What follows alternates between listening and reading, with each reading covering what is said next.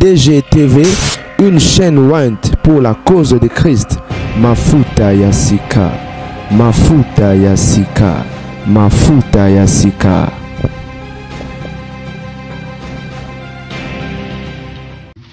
Mbote bandiam DG TV mafuta ya sika. Nza mwana papa mbole yanga bino kana cadre actualité eza ko yinda na réseaux sociaux et internet comme elengi eloba ba congolais obo mona la star Marie Ntumba et la tiktokeuse l'influenceuse o bako kangana na banzoto wana donc oyo mbinga oyo a filmaki ye ali Marie ye wana na sima o bozomona na ngambo kuna pona bato ba yebi Marie Ntumba te bo je sais que et bato bele to yebi Marie Ntumba. En fait, qu'est-ce qui s'est passé?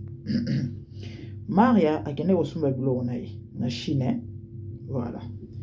Maria na kosomba biloko na ye et allez bande obolimisa na musala na batami na quelque part na sa émission na musique là déjà bo na pause. Maria akende kosomba biloko na Chine. Vidéo na eza collage na saki na TikTok no bobika TikTok monde délire. Voilà, er bon moi pétage nde bozomona wananga na ocha ba commentaire na ba signe na ndenge na ngai juste kaka na cadre pétage ambiance kaka nazali mutu ya non violence. Qu'est-ce qui s'est passé? Maria aino somba biloko na ye aye somba biloko mwana mwasi oyo amoni Maria Ntumba mbala mo azui téléphone na ye abandi ko filmer Maria et Maria a constaté que la dame abandi ko filmer ye nda ye a dit non tolérance zéro, il faut effacer vidéo. Pourquoi? Parce que Marazaki kosola na téléphone et voir même la voix de la personne oyo banda kosolo na ye on dirait et quand il y a un filmage elle n'était pas d'accord. Moi je crois que c'est juste là au moko ya les solo sera filmer Maria parce qu'elle est bien Maria sera filmer Maria parce que Maria star hein si photo lo bango bongo ah oui et swinga na zaki na ngala juste na seka ah Maria wa star ya na filmo na ninga mabete ezakaka certainement alina lekisa na eloko bizarrement ndenge toyoki la dame tango Maria a télémélier a dit non na sepelité na d'accord te oko filmer ndenge wana te. La dame commençait à insulter Marie Ntumba a fingi ba mangala makasi ba maloba mabe et ne na kanda na marakangi na bilamba malgré ki mbinga na ya bisi oko effacer vidéo allez ba tu pe ndenge zala kaka Maria tika ba eko simba ko pekisa ko kanga et ba congolais bandeko tozala na approche ya mabe ya makambo tozala na conception ya mabe ya makambo tozala na faisabilité ya mabe ya makambo. Déjà, c'est clair que la motivation, la intention, il y a moi qui malamu te. Parce que toi, tu filmes une personne, la personne réclame, du coup, tu commences à insulter la personne. Et ça la rend dingue. C'est vrai, Maria Star. Mais moi, je filme qui m'arrêtait pour Star. C'est comme ça, film qui est pour Tiola. Parce que photo en haut, ba vidéo en haut, ba triqué en haut, ba sali ba montage.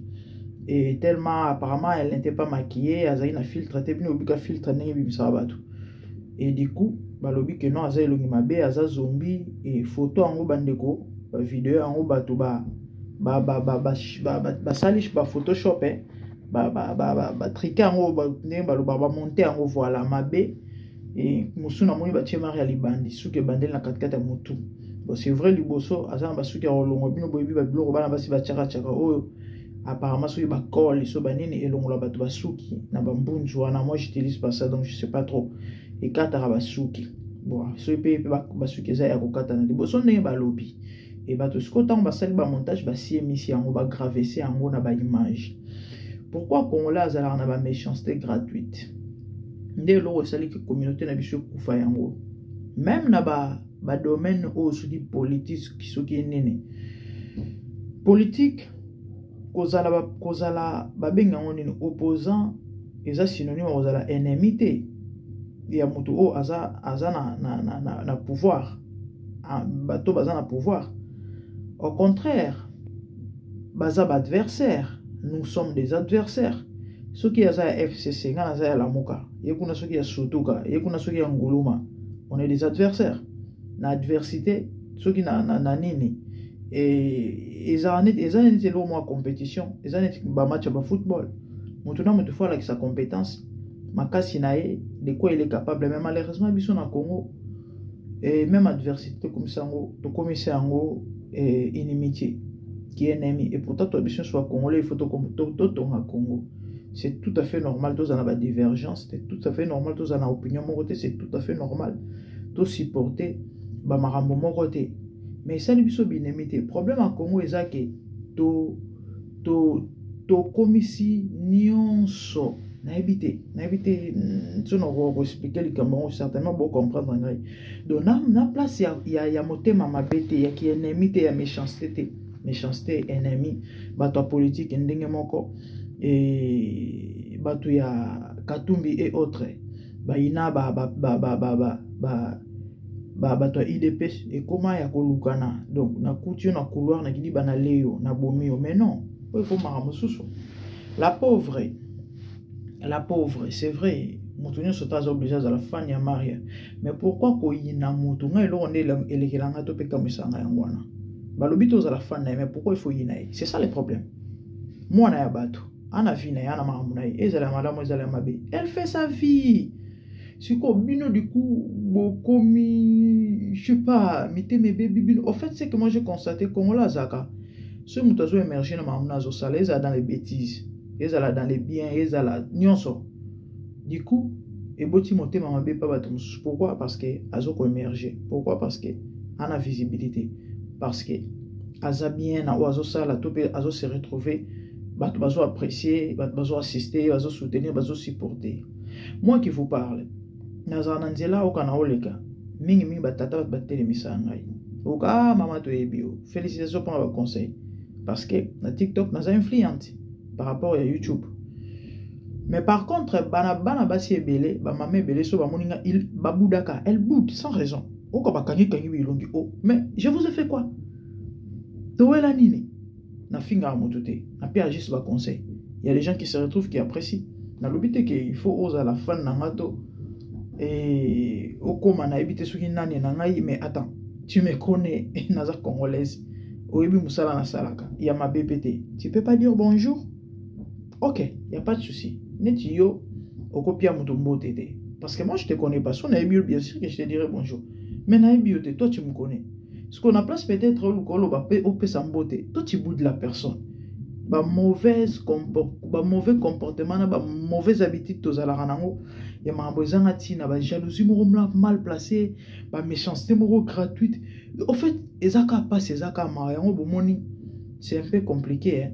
Na ba Congo wana ba te belé ba réussir na ba vie pourquoi parce que méchanceté motema mabe nzamba approuver na yango te pour votre information la famille et conseil ngana pesera bandeko na bato balandaka biso ba misusu oyo ezaki c'est vrai aux obligés aux à la fin ya mutu nyonso te hein mais le fait que mutu a se retrouver na mamuna azosala et sali bino binemite so monique obedele maboko te oko supporter ete oko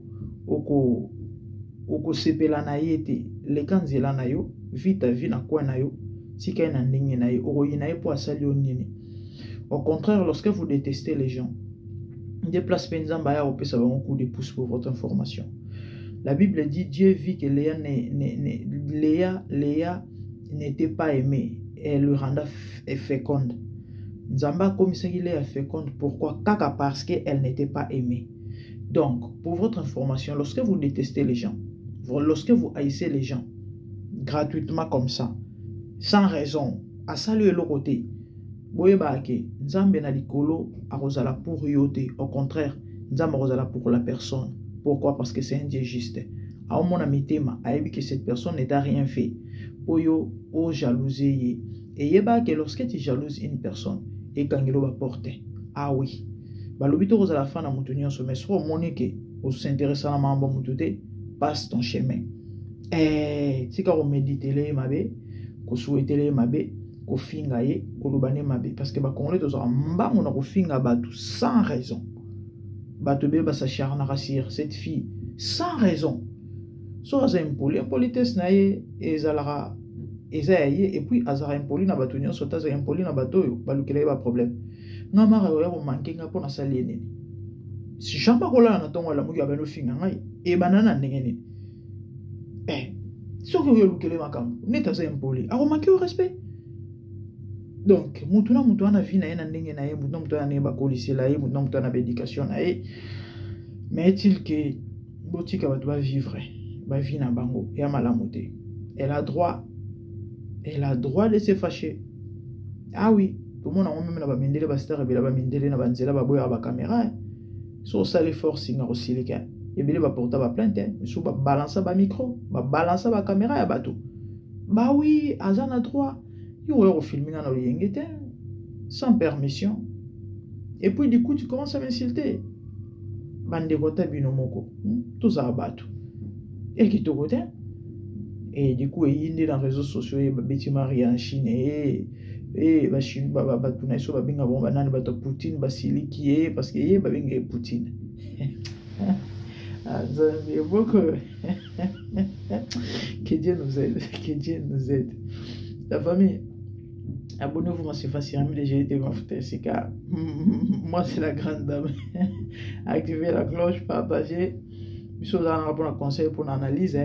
Bisous à un valeur, te ba finga, te ba nini, te ba boyete. Tu y a qu'à te condamner ma bé, tu as prouvé ma lame. Il y a combien de temps pour te bételi. Il y a condamné à dénoncer, on va le faire. Et puis, il y a un petit conseil, et Bible lobby, chercher la paix avec tous. Zana qui m'a montré sur maman. Yozayo yazaye. Maintenant, aza roi to pérenne dans le royaume naïe. Donc, c'est un peu ça. Que Dieu vous bénisse. Merci.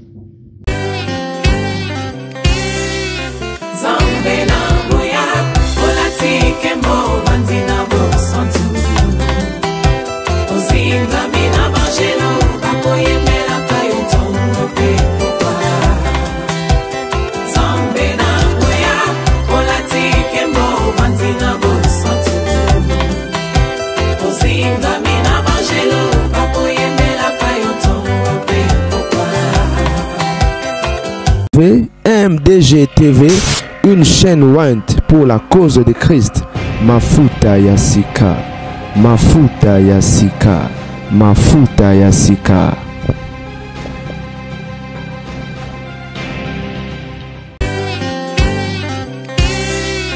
Zambe na ngoya, olati kembo vanzina bo santu. Ozinga mina bangelo, bakoye mela kayo tongo pe popa. Zambe na ngoya, olati kembo vanzina bo santu. Ozinga mina bangelo, bakoye mela kayo tongo pe popa. MDG TV, une chaîne Went pour la cause de Christ. Mafuta ya sika, mafuta ya sika, mafuta ya sika.